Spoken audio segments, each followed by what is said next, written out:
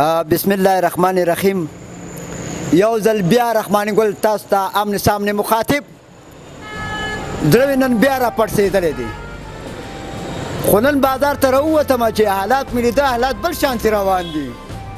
پرون ما احتجاجي مظاهره وکړه، د دې غریبو د حق دپاره مې اواز اوچت کو. ټول 300 کسان راووته، روډ مې بند کو، ټیرونه مې وسېدل.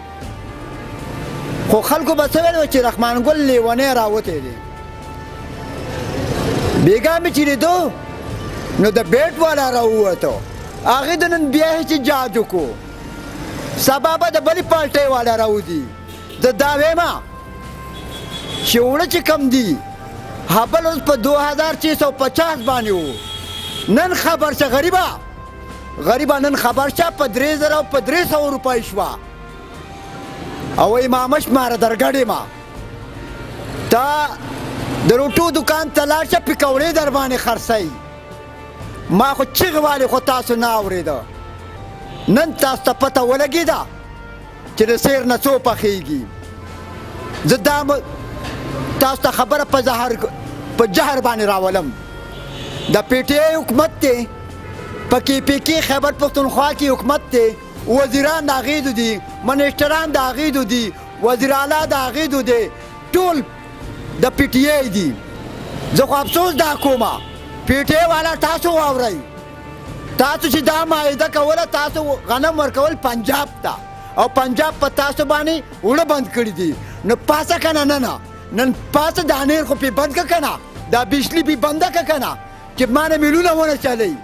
او که تاسو ما ته وایي چې هلته چې کم دی مرکز کې هم د پی ټی آی حکومت دی، سیاسي پارټۍ چې کم دي ټول یو پی ډی ایم یې جوړ کړی دی. هغې ته هم زه دا مطالبه کومه چې هلته خو وزیر اعظم خو ستاسو دی که نه. د غریب د وینو سره لوبې ولې کوئ؟ غریب خو تبو برباد کو، غریب خو کور ته سیر وړه نشي ګټلی. هی تون نالت شه په تاسو په دې سیاسي پارټو شه، او تون نالت په پی ټی آی شه، په داسې منبرانو شه. زه خو افسوس دا کوم، خپل حق غواړم. حق دپاره چې راوځم خلک وایي دا لیونی دی. ولې نن راوځئ؟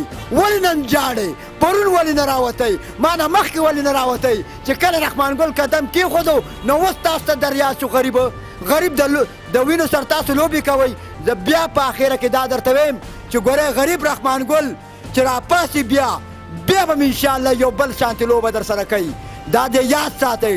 ټول به انشاءالله د ځمکې سره ځمکه کوم او دې میدان ته بیا راوځم. خو غریب به راوځي او په 15 تاریخ به بیا ګورې عظیم الشان جلسه به کېږي انشاءالله. نو که اوړه ګران شو هلته چې کوم دی که ویمه چې چاولې به خوري، خو هغه هم په 35 روپۍ کیلو دي. هغې سره غوړي اچول کېږي، هغې سره مسالې اچول کېږي. غریب خو تباه و برباد شو. خو بیا داسې کار وکئ چې ځان ته څاروي مه ساتئ. څارو په ځای ځان ته ګیا راوړئ او ګیا خورئ. د ګیا مسلمانان اوسئ تاسو. خو د غریب اواز خو تاسو نه اورئ که نه.